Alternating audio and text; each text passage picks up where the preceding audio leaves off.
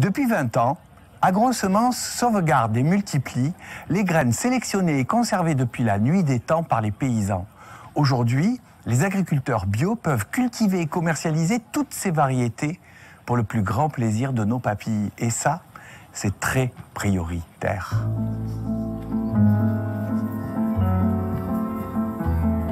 Première chose à faire, c'est vraiment d'observer son sol, de tester des pratiques et au fur et à mesure d'élaborer une méthode qui est propre à soi. D'un côté, il y a les semences hybrides, standardisées, brevetées et non reproductibles. De l'autre, les semences paysannes, appelées aussi semences de population, car comme dans une famille, en se reproduisant, elles donnent naissance à une gamme d'individus variés. Et AgroSemences a un réseau de 70 fermes sur toute la France qui multiplient les semences que vous retrouvez sur le catalogue.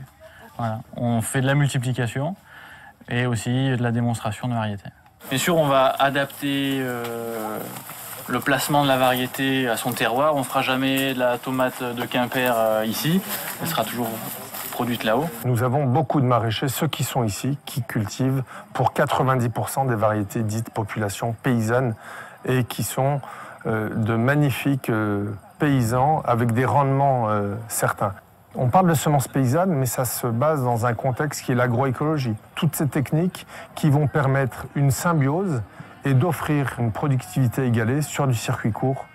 Pour moi, la question se pose par rapport au modèle économique que la ferme a choisi. Une ferme qui produit seulement 3 espèces, courgettes, oignons, carottes, là, elle va s'orienter vers des hybrides par rapport à la régularité de la production. C'est une sécurité. Alors qu'un producteur qui est très diversifié, ce qui va le sécuriser, c'est cette diversité cultivée. Et du coup, là, la variété paysanne, la variété population, a totalement sa place.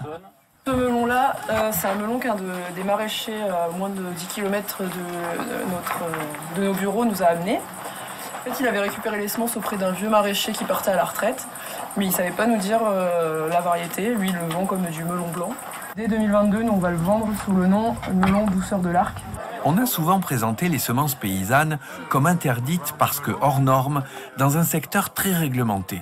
Dès sa création, il y a 20 ans, AgroSemences a pourtant pu commercialiser des semences de population. La démarche que nous avons choisie, qui était une démarche de co-construction avec le respect de normes, de germination, de pureté, de travail, et de montrer que nous avions un travail d'expérimentation, d'innovation, d'accompagnement des paysans, il y a eu en effet, au regard de notre maison, une écoute beaucoup plus attentive parce que nous avons choisi d'être avec les institutions et de les accompagner tout comme elles nous accompagnent. À partir de janvier 2022, les agriculteurs bio peuvent cultiver et commercialiser les semences paysannes comme ils le désirent. Cependant, pour le consommateur, aucune traçabilité. Il existe même des semences industrielles qui imitent des légumes anciens.